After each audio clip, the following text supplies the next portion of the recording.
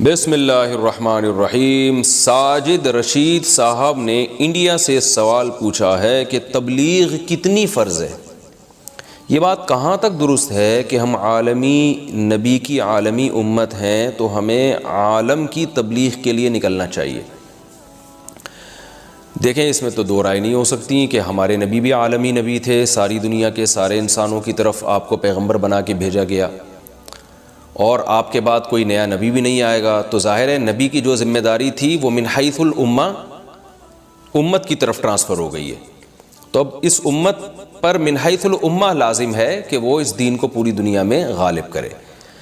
تو من حیث الامہ کا مطلب یہ ہوتا ہے، تھوڑی گاڑی اردو استعمال کر رہا ہوں، کہ کسی ایک فرد کی ذمہ داری نہیں ہے، اب امت کی حیثیت سے ذمہ داری ہے۔ نبی صلی اللہ علیہ وسلم پر تو یہ فرض عین تھی کہ پوری ذمہ داری آپ پر اکیلے پر تھی، تو آپ صلی اللہ علیہ وسلم نے یہ پوری امت کو اس کا ذمہ دار ٹھہرایا۔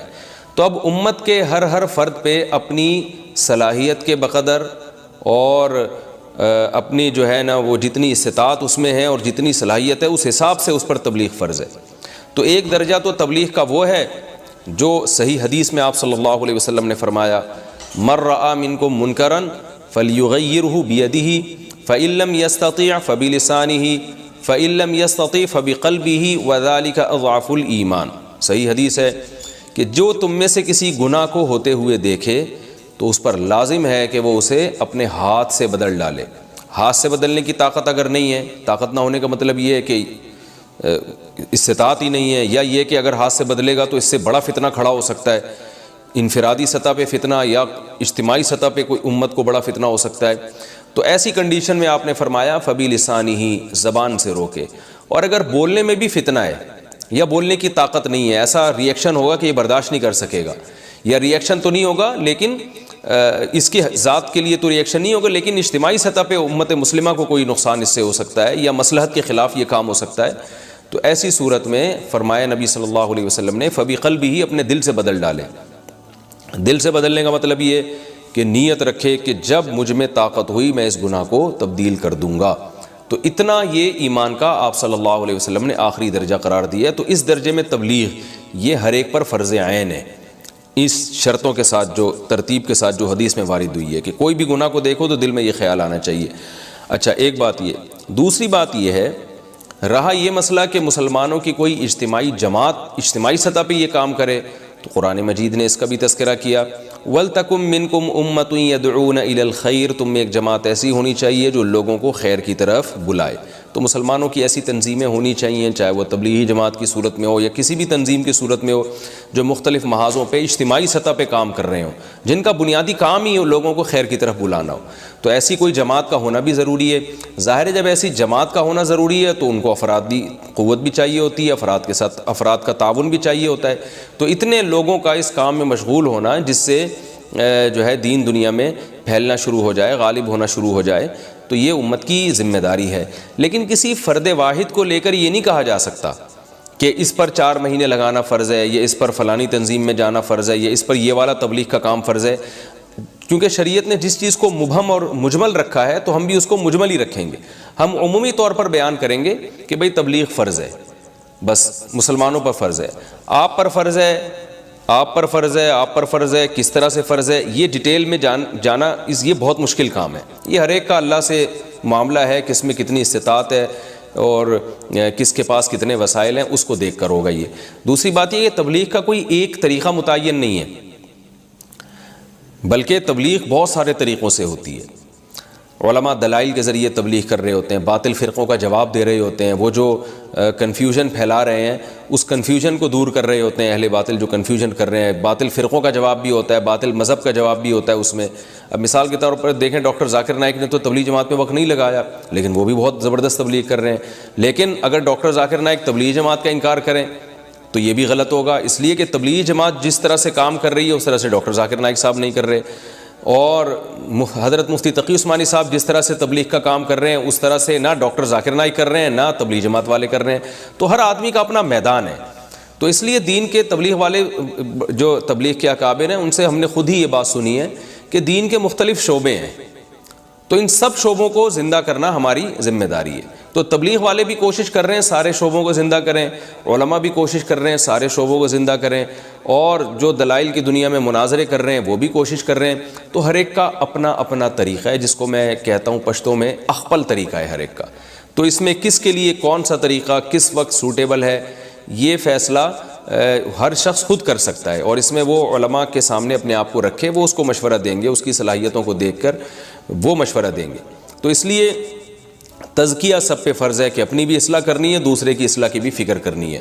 کیسے کرنی ہے، کس طرح کرنی ہے، اس کے لیے کوئی متعین طریقہ شریعت نے نہیں بتایا، بلکہ زمانے کے لحاظ سے، حالات کے لحاظ سے ہر شخص کے لیے مختلف ہے. تو لہذا میں لوگوں سے ایک بات کہتا ہوں، میں کیا، علماء یہ بات کہتے ہیں کہ اس بحث میں نہ پڑیں کہ فرض عین ہے، فرض کفایہ تبلیغ، بلکہ اللہ نے جس کو موقع دیا وہ نکلے اللہ کی راہ میں.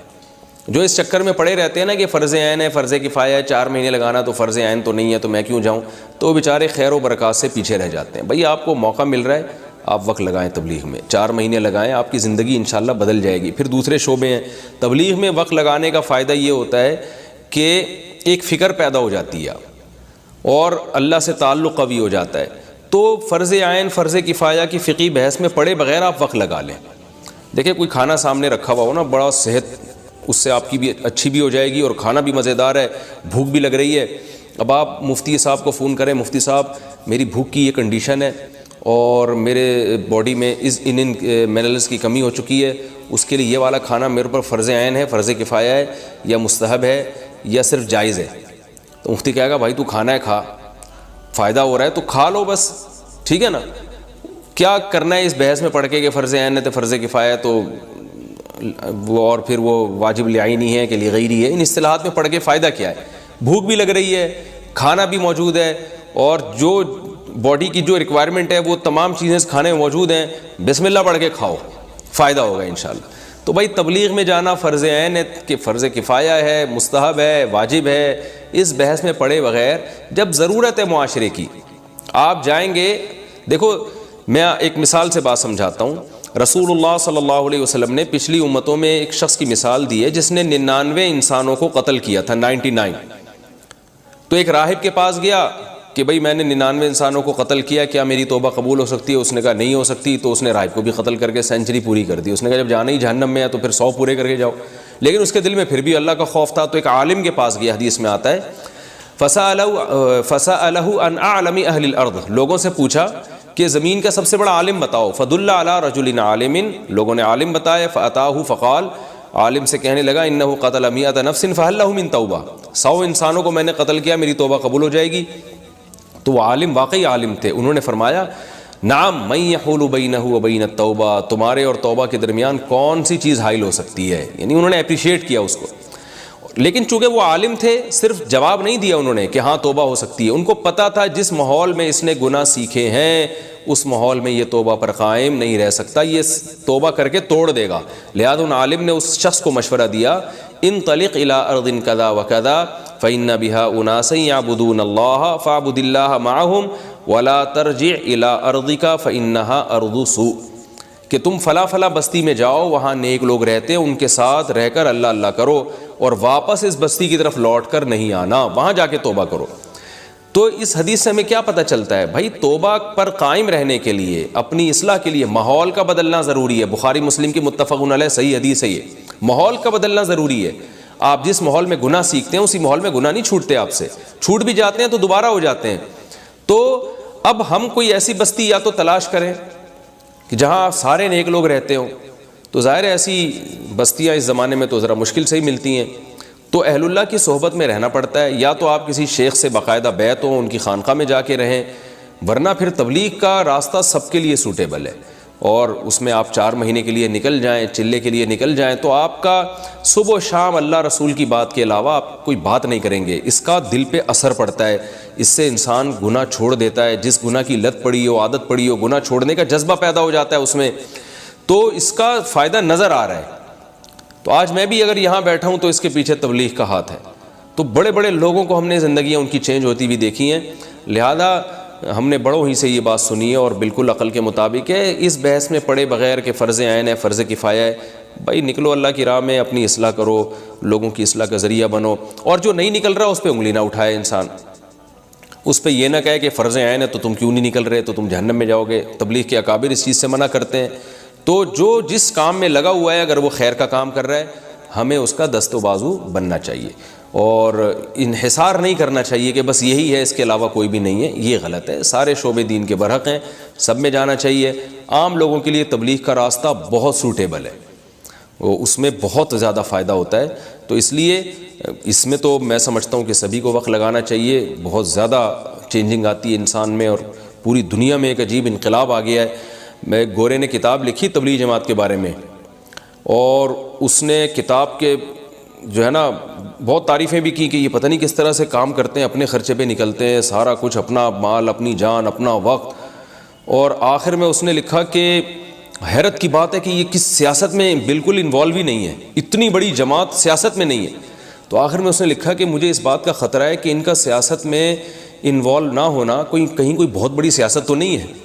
یعنی گورے کو بھی یقین نہیں آ رہا کہ اتنی بڑی جماعت ہے، اور جو صرف اور صرف للہ فی اللہ، سیاست بھی دین کا حصہ ہے، میں سیاست کا منکر نہیں ہوں، لیکن اتنی بڑی جماعت جو تمام دنیاوی مفاد سے بالکل بالاتر ہو کر، جس کا کام صرف اور صرف اللہ رسول کے لیے، یعنی اللہ رسول کے دین کو دنیا میں پھیلانا، اور لوگوں کے پاس جا کے ان کو محبت سے سمجھانا، اور اس میں اپنی جان، اپنا مال، اپنا وقت، تو بھائی اس کی قدر کرنی چاہیے۔ اور جو لوگ بھی اس میں اختلاف و انتشار پھیلانے کا ذریعہ بن رہے ہیں، توڑنے کی کوششوں میں لگے ہوئے ہیں، اللہ تعالیٰ ان کو بھی ہدایت عطا فرمائے اور اتحاد اور اتفاق پیدا فرمائے۔ لیکن بہرحال اس میں وقت نہ لگانا یہ خیر و برکت سے محرومی کا ذریعہ ہے۔ اللہ تعالیٰ ہماری حفاظت فرمائے۔